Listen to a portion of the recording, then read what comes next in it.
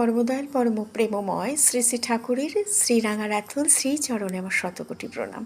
সকলকে আমার আনন্দিত জয়গুরু। প্রিয় পরমের সেই ছোট্ট ছোট্ট কথাগুলি আমি তুলে ধরার চেষ্টা করছি, যা তিনি মাঝে মধ্যেই বলতেন, আর তা শুনে ভক্তমনে অত্যন্ত উৎসাহ আর খুশির জোয়ার বয়ে যেত। ফুর্তি সে কাম কর, লাগাও শালা। কর্মীদের উদ্দেশ্যে বলতেন, লাঠি বগলে করে চলে যাও, করাই চাই। আবার কখনো প্রিয় পরিজনদের ঠাকুর আনন্দের সুরে বলে উঠতেন তাদের, কখন আলি, একেবারে আলাদিনের প্রদীপের মতো চলে এলি, নাম চলছে তো। আবার বলতেন, তোমরা মানুষ হয়ে দাঁড়াও, চড়ই বেতি। কেউ ভালো করে কোনো কাজ করে এলে তাদের উদ্দেশ্যে বলতেন ভালোবেসে, কখন আলি মণি। আবার কখনো বলতেন লক্ষ্মী, কইস কি শালার ডাকাত। এছাড়া ঠাকুর ভালোবাসতেন কিষ্টিবাহী চলন, কাজে তড়িৎ গতি, সহজভাবে পরিপাটি রকম পরিচ্ছন্নতা। বিছানার চাদর টান টান হওয়া চাই।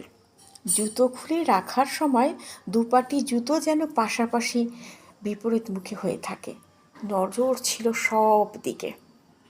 আর বিরাট সৎসঙ্গী পরিবারের কারো সাফল্যের সংবাদ যদি তিনি শুনতেন, সেই খবর পরীক্ষার ভালো রেজাল্টই হোক, বা দীক্ষাদান, কিংবা ব্যবসায় সাফল্য, যাই হোক না কেন, ঠাকুর ভীষণ আনন্দ পেতেন।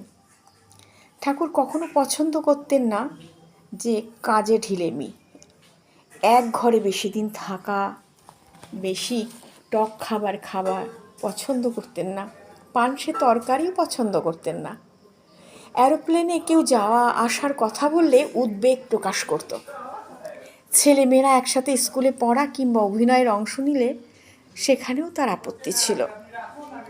বিগায়ন্তক নাটক বা সিনেমা, সেগুলো তিনি পছন্দ করতেন না। শীতকালে বা গরমকালে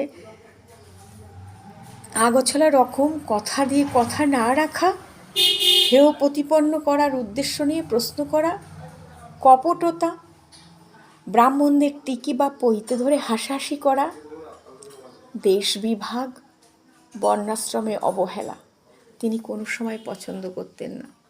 আমার দয়াল এমন ছিলেন। আপনাদের ভালো লাগলে লাইক, শেয়ার, সাবস্ক্রাইব করলে আমার চ্যানেলটিকে এগিয়ে নিয়ে যাবেন। জয় গুরু, বন্দে পুরুষোত্তমম।